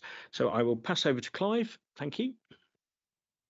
Thank you, Chair. As the title suggests, this is the annual standards update report, and as the Chair has just said, it doesn't go into any detail on individual allegations. It just talks about general matters such as the numbers received, types of resolution, etc. If I can take you down to paragraph 5.2. In common with our previous reporting process, this gives the current year in a comparison with 2 previous years. And as members will see, the last year, 2024-25, has been a particularly high year for standards allegations, 2 received in relation to parishes, but the other 12 received in relation to members of this council. Apart from anything else, obviously that's been an increase in workload for certain people within the authority, and because regardless of the merits of any complaint, we have to follow the correct process and engage with the members concerned. So again, moving to 5.2.1 as a summary only, we break down the origins of complaints. In practice, it makes no difference because we still have to deal with them in the same way, but it's helpful, I think, for members to know the sources of these complaints. So for this year, we had 8 from the public, 4 from members of authorities, and 2 from council employees in relation to particular matters. The types of complaints vary, and what we often find is that a person will fill in a form. They will say Councillor X has done this thing, and then they will tick every box they can see and try and say they've breached this provision of the code. Doesn't necessarily mean they've breached any of them at all, or if they have breached them, it might not be the ones they identify. The problem is that what we end up with is allegations of varying natures, which try to tick all these boxes. So the number of individual types of complaint received way outnumbers the total number, if that makes sense. So we've actually got 42 when you break those all down, but some people will just tick and tick and tick. And so I think that can be a slightly misleading figure, but if members would like to receive that information in some other way, I'm not sure quite how we could do that, because if person A sends in a complaint about Councillor B and says they think their conduct has breached 3, 4, 5, however many provisions of the code, they all have to be looked at. So I can try and feed that back in another way, but without going into slightly more granular detail about, trying to say for complaint number 1, it was one of these, etc. So I don't know if that's something members would like to see in any other format. So I'm welcome to suggestions regarding that. Then outcomes from complaints, they are set out in paragraph 5.3. So members probably know there's a two-stage process, that generally there's a preliminary review, and many complaints are dismissed at that stage because they perhaps don't make out the grounds in the code, or perhaps the councillor or the person concerned wasn't acting as a councillor at the time, therefore the code wouldn't apply. So many will actually not go all the way through the process at all. So just to break down, for last year, we had one that was rejected at the initial stage simply because it was a private matter and nothing to do with the person concerned being a councillor. It was just that somebody had seen that they were a councillor and decided they would make a complaint. Three had absolutely no clear evidence of what was being alleged, and when we went back and asked for that, they still couldn't come up with anything tangible that you could say, yeah, yes, we understand what you're talking about. Two were rejected because the code wasn't engaged, simply because the things they were referring to don't fall within the code in any event. Then we actually have quite a number ongoing, but those are not, to say that they're ongoing. Hold on, I just realised there is a typo there, because there's one formal investigation, so it should be one more, one into formal investigation, so that reduces the ongoing number, and there have been now, since this was written, 2 informal resolutions. Yeah. Thanks, Chair. On stage 2 complaints, Clive, it says here, if I've got it right, an independent person. Right, is that on a stage 2 complaint? It's 2 stages, yeah, not stage 2. Yeah. Right. So the first stage is an initial view, take into account the view of the independent person. So that comes in right at the early stage. Once you've got an allegation there, we have to seek their view and decide whether we investigate it or not. So they're involved in that early process, and if we do, then they have other inputs, and that's in the next report. We'll probably go into how they have that input in a bit more detail, but they are involved from the beginning, and the legislation says they must give their view at that stage. So there's always there's an independent input into whether we investigate or some of those other things apply. So whether they agree that the person wasn't acting as a councillor, etc.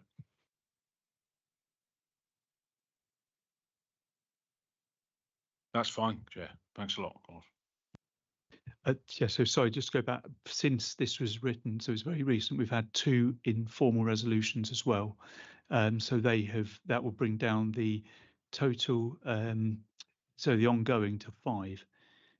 So I add 1 into formal investigation and 2 into informal resolution. So that has changed since this was written.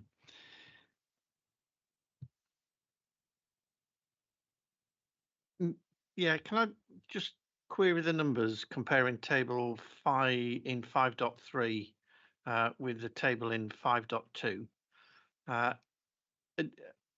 Looking at table 5.2, in 22-23 there were 5 complaints. However, there were only 3 resolutions. Excuse me. Sorry. In table 5.2 there were 6 complaints, yet no resolutions and 3 carried forward. So in 24-25 there were 14 complaints, and we have indeed 14 resolutions. So the numbers in each column don't quite tally. But where there is an ongoing investigation, let's say 23-24, the 3 ongoing investigations surely fall into the 24-25 resolution column. So the number of resolutions in 24-25 should be 17, should it not? I've just realised that that carry forward, those are concluded. So that, I apologise, that's something that actually needs updating, so I can bring that back for those resolutions. I'll just make a note of that.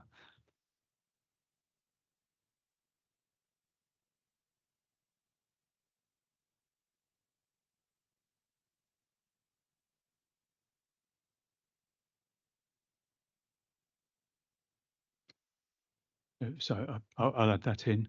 And then just to conclude, the outcomes in 5.4, that has now changed. There was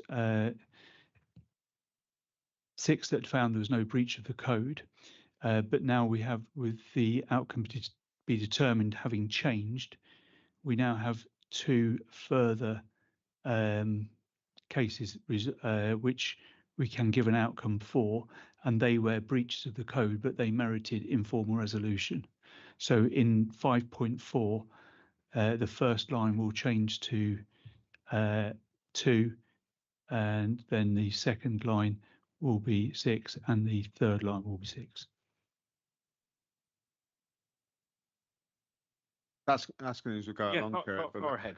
I mean, I'm just concerned about the length of time, you know, from what you just indicated, and I understand that this process can be quite difficult to manage, and it's important it's done thoroughly and properly and fairly. But I equally think if someone's had a complaint made against them in 2022, there shouldn't be still an ongoing process. You know, I don't think that's fair either on the complainants or on the individuals complained of. So I just welcome some observation as to why some of these cases have gone on for so long without reaching a resolution. Chair, that's the same point that Councillor Atherton raised. That's carried forward, and they went updated and corrected. So I can do that and provide that information because they are resolved. So say that's the same issue as before. So it's inaccurate reporting here, not failing to have dealt with them. Forgive me, Chair. Yeah, I'm just looking at a line that says outcome to be determined, and it's got numbers in that line. Now, if that is completely wrong, we need the figures represented. But I think it was reasonable for me to actually assume if it said outcome to be determined 2, 3, and 8, that's actually the current position. Are you telling me that's not the current position at all? For those previous years, it is an error. So I will amend that. I mean, just on that, when I became chair of Audit and Standards, there were complaints that were made before the current council was made, and there's a strict timeline of when the complainant should be responded to and the respondent should be informed and things like that, and some of them are hopelessly out of time, and complainants were complaining again because they hadn't heard anything. Upon some of the investigation, that none of the complaints had actually even gone to the respondent. Now that was way before Clive's time. Alison McCain was the monitoring officer at the time, was clearing some of this up before. I'm not going to go into all those issues, but some of that was definitely one of the objectives Jim and I wanted to get absolutely sorted, because it's certainly, as you said, it wasn't fair on the complainants. It wasn't fair on the respondents. Some of the respondents either didn't know, and equally it caused, and I don't mind saying it, I'll put it on the record, as I said to Alison, it puts questions into what the officers were doing at the time, because the complainants were saying, well, I've complained, is it all going, you know, and then we get all the conspiracy theories. I don't believe that's happening now. I think a complaint's going in. Clive presents to the chair and the vice chair, and if the chair, vice chair ever changes, I don't think this will change, where they are on the process. Equally, without breaching any confidence, what Clive informs the chair and the vice chair, if something has to be delayed, sometimes it's because the complainant cannot be contacted or the respondent can't be contacted, and he sort of passes that through the chair and vice chair, and we give that sanity check. But we have raised anything where we're like, that's starting to take some time. I think all the time we've had where anything is starting to take time, we believe there's been a good reason for. I don't believe there's been one where there hasn't, and I don't want to go into anything specific. As you say, some complaints are complex, and equally some complaints need the process make sure that it's fair on the respondent as well. And we I think we've worked to that, but yeah, happy to. Sorry, I'm taking my leaf out to Councillor Mason, who kept adding additional thoughts as the discussion goes along. I mean, I understand. I mean, don't miss. I absolutely understand there are complexities, and there's an importance to adhere to proper process for all parties. But coming back to the timescale again, I mean, and I'm not interested, in all honesty, with named individuals who may or may not have been responsible for this in the past or currently. It's about the system we operate and that being effective. But one of the concerns I have about the timescale, apart from those already identified, is, I mean, and obviously we don't know the details of what the complaints are here, quite rightly. We shouldn't be looking at that individual information. But just to hypothesize, you could be dealing with quite serious issues. And if the timescale is being extended for whatever reasons, either a complainant who is perhaps being malicious isn't being brought to account in an appropriate and may continue with that behaviour, or even, dare I say it, if it's a serious complaint against an elected member, all the time the investigation is ongoing, they are continuing to act as an elected member and potentially repeating the behaviours that are an issue. So I'm just asking. I won't, I'm not asking for an immediate response, but I think we need to maybe have some further consideration of how these timescales are managed, perhaps around the nature of the complaints as much as anything, so that it can be reassured that serious issues are dealt with promptly. When Clive gives his update to the chair and vice chair, Clive never tells us the name of the respondent or complaint. We actually don't know who it is. It's a small world. Sometimes you might work out who it is, but we don't work on that basis. Equally, when we've talked about it and Clive's presented a rationale of, for example, if there's a delay, why the delay? I think we, Jim and myself, have agreed the reasons and the rationale behind it for that sanity check to protect the monitoring officer and then the process.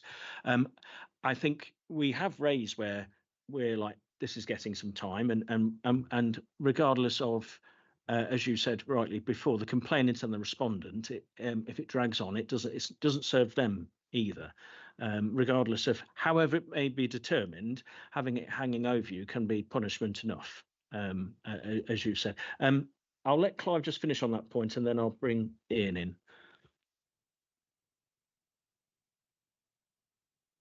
Yeah, I was just about at the end of that anyway, and just to confirm, a training session is now imminent. So following after full council, and this is jumping ahead to the next item, which is about changes to the arrangements. If they are approved by full council on Thursday, we'll set a date for the training, because the thought was that any training should reflect where we are, rather than do a training event and then say afterwards we're just going to change those things. So that is imminent. So it's an external trainer who we've used before who'll be going to do that, and so that will hopefully give insight into both the process for members as well, and obviously we can take feedback from that training, which might help us in the future to look at further changes. Thank you. So my concern isn't with the actual time taken to resolve complaints. It's the perception to anybody who picks up this report and reads it, and using paragraph 5.4 as an example, it shows that from 2022-23 there are still 2 complaints outcomes to be determined. Now, Clive has explained why that is, and that'll be corrected, but it's the perception that we're taking a long time rather than a fact that we're taking a long time, and perception can be much worse than fact.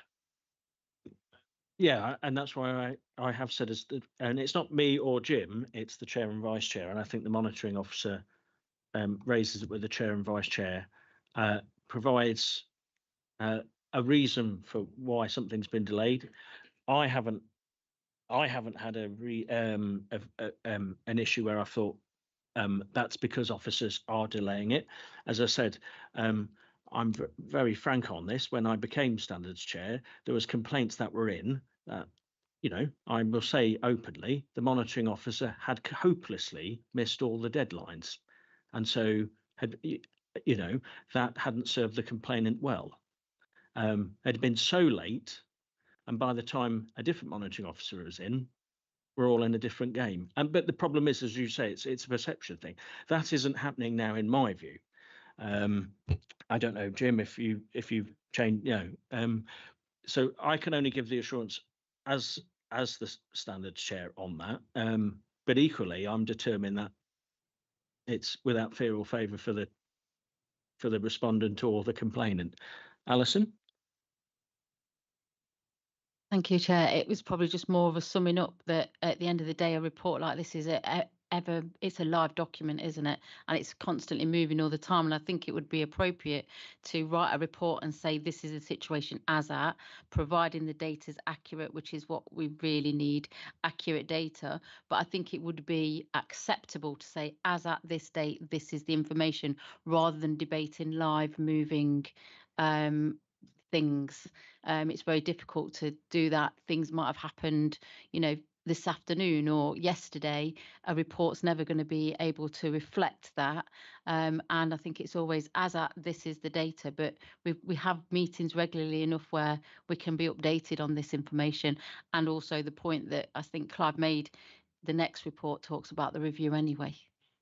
So it's lessons learned 5.6, looking at what we can do to improve, and the next report is going to do that. So debating it on this report, really we need to move on to the next one, I think.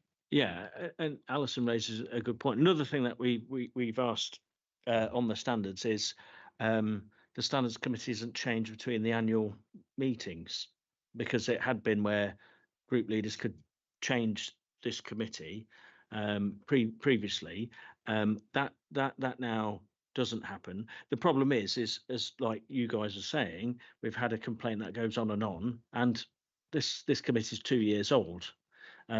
It could bound to change for whatever reason, and so ideally it's heard within a period of time, and so it's not where there's a hearing in summer next year and people think, right, well, I've got an annual meeting coming up, because we just want a consistent approach, because if any training that happens now, we want it to be ready for if there is any hearing, rather than anything all changing. Any other comments at all? Clive, do you want to close up?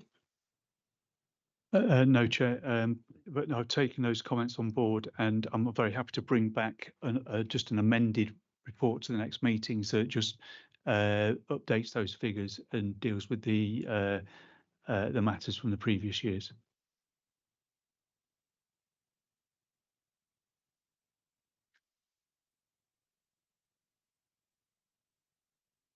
So we do have a recommendation on this one. So, oh no, it's just noting again. Yes, there we go. I'm looking at the wrong one. So that's the next one.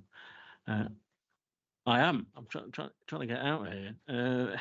Okay, number 9, and thanks for that, members, because that leads really well into the next meeting. So, sorry, the next agenda item, which Clive will talk you through. So, while I've just been on a period of respite myself, Clive kindly did give me an update on this paper. I would like to think, this will go to full council on Thursday if this passes today. So please, if there are any comments, please let's do that now to get it ready for full council.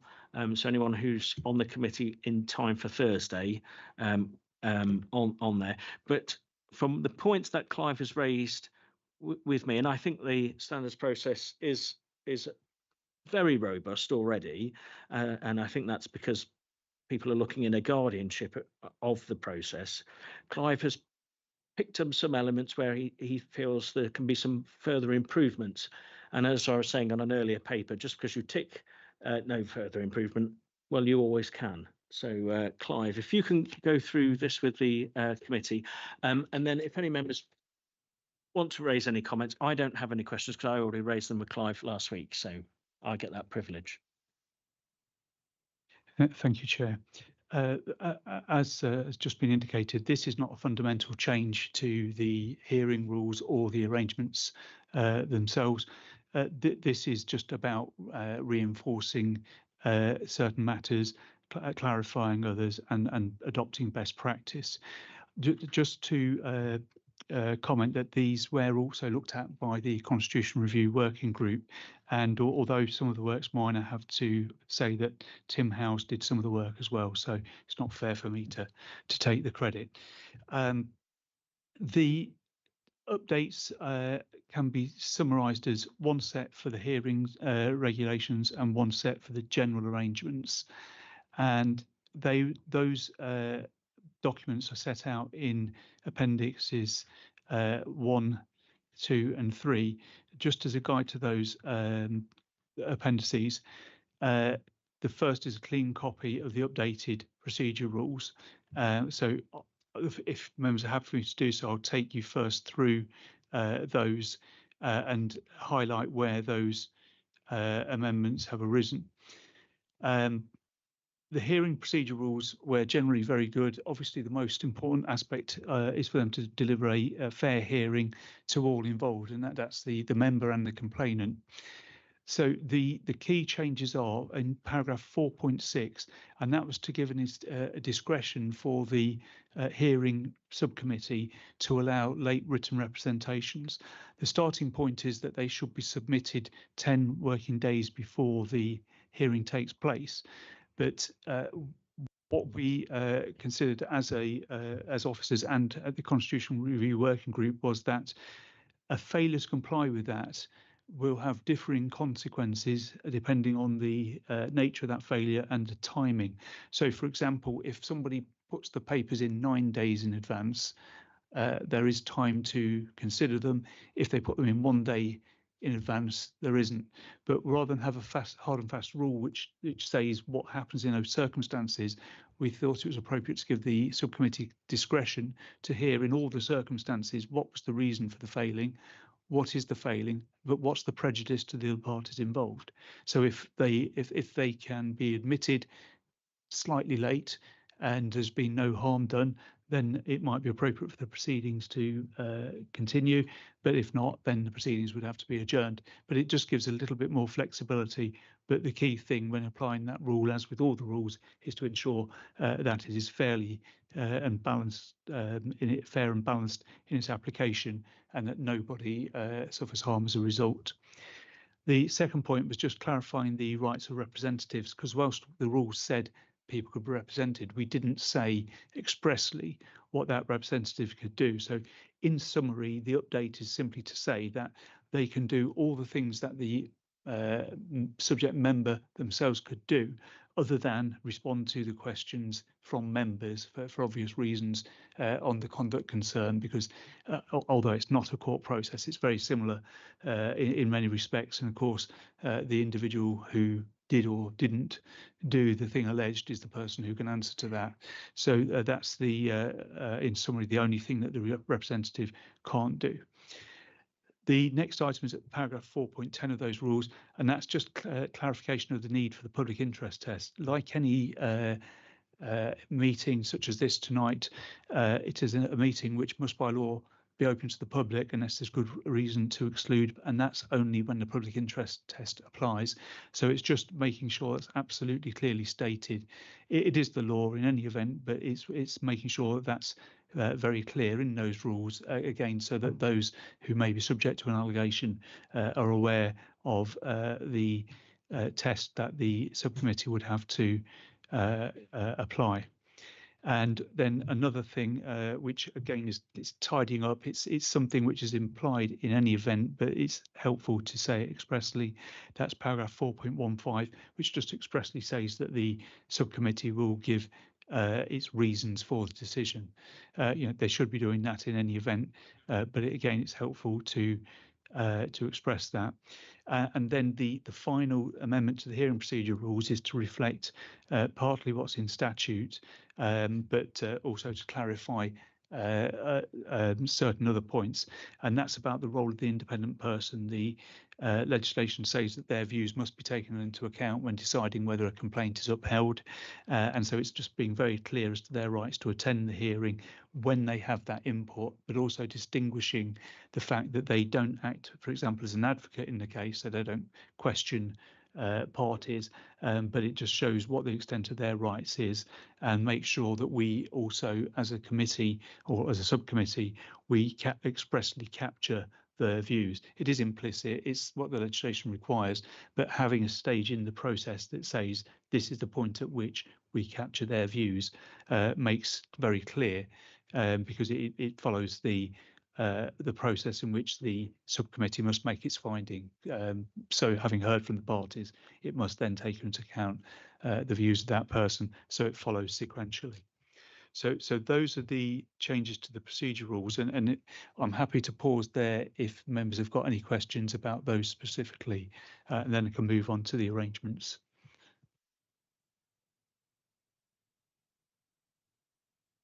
Okay. So turning to the second part, so that's in the easiest one to look at is Appendix 3, which is the highlighted update to the arrangements for dealing with standards allegations. Again, this is about clarification and just making sure that we embed certain other responsibilities in those arrangements. The first one is in paragraph 3. That's about making a complaint, and that's just to expressly refer to the fact that where a person has a disability or other reason that they're unable to submit a written complaint, then the monitoring officer or person nominated, that's usually the deputy monitoring officer, will work with that person to take the appropriate steps. And the reason to highlight this is that the legislation says a complaint must be in writing, and obviously we can't penalise an individual who is unable to submit something in writing and say they can't make that complaint. So it's just about making sure we clearly consider that. And whilst we want to expressly refer to it, we don't want to be too prescriptive either, because it will depend on the individual concerned and how you can capture that information. So there might be times, for example, where you take a recording of a complaint, which is then reduced to writing, but there may be other means. So it's to give discretion and to formally recognise that whilst it's a legal obligation, clearly it's the Equalities Act needs to make reasonable adjustments. It's something which fits very specifically with the requirement in the Localism Act about complaints. So we want to make sure the two marry up. On that point, Clive, if we have had complaints where an officer's written it on behalf of the complainant, and I think that sometimes, and it wasn't known who wrote it on behalf of a complainant, which caused an issue, which obviously the council had a review, which I believe you read that paper. I don't think there's an issue of an officer writing a complaint up in the words of the complainant, but I think it needs to be very transparent. If it's an officer of the council, it needs to be transparent where at least then the respondent can cross-examine the author of that paper, because as you know, sometimes when somebody writes a complaint up, the two don't actually marry. The author has either misinterpreted, the person there. So we need to have a safeguard for the author, which could be an officer, and equally the respondent and obviously the complainant as well. So as long as we have a safeguard there, as you know, when we had a review, the author, which was an officer of the council, nobody knew who it was. But what we didn't have is the complainant had said, yes, that's my complaint. We can't have that. No, and then that's right, and that's why it's deliberately wide. But if whoever was to take that step would attest to that. So when it's written, they would say that they met with whoever, when they met them, what they were told, and that would always be read back and checked for, read back to the individual so they could check the wording is what they want to say, and obviously that's the point at which, if there's any doubt, they say what they do mean and correct the officer at that stage, and that's what that's why one of the other things we might consider is actually recording it, so that if there's any doubt, although the written complaint is what's required by law, if we can show the written complaint matches what the individual said, then obviously that will be evidence to back up the fact that it was what they intended.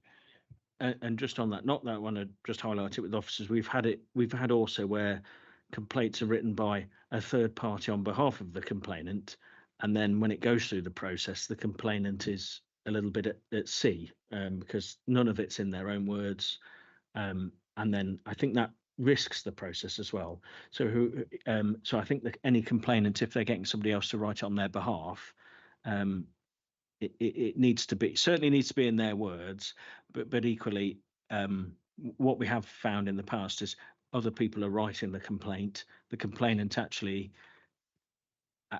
it doesn't bear any resemblance to what they were saying in the first place. But then once we go through the process, the respondent's been through all this because somebody else has written it, and for whatever reason. So we need to make sure that's known to complainants as well. Certainly, Chair. I've just made a further note on that, more procedurally than the arrangements themselves. If members are happy to move on to the next, unless I don't know if anyone's got any observations on that, but so the next step is the amendment is paragraph 6.4. It's a new paragraph that's been inserted. Now, the paragraph 6 deals generally with the initial filtering of complaints, so that gives power to me as monitoring officer to work with the independent person as appropriate, go through the complaint and decide whether it would be a breach, etc. All that paragraph 6.4 does is says that in an appropriate case, if I think it is a better approach, that rather than I follow that process myself, that I refer it back to the subcommittee for them to look at it. So there's a number of things that could give rise to that. Again, we don't feel there's benefit to trying to set out what those are. We think it should be deliberately broad because there's a number of potential reasons. If we try to be too specific, then the risk is that we then hamper ourselves because we say, well, the monitoring officer must now act because we haven't ticked this particular box. So I don't know if members have any particular view on that. It's a safety guard, really, just to ensure that in appropriate cases the matter can be referred up and members can have a look at it. And then the final amendment is at paragraph 10.2, and that's about the remedies that are available if there's a finding of a breach. And the change there is to just slightly renumber because we've there was an error in the numbering first, but the addition is that the informal resolutions can now take the following forms.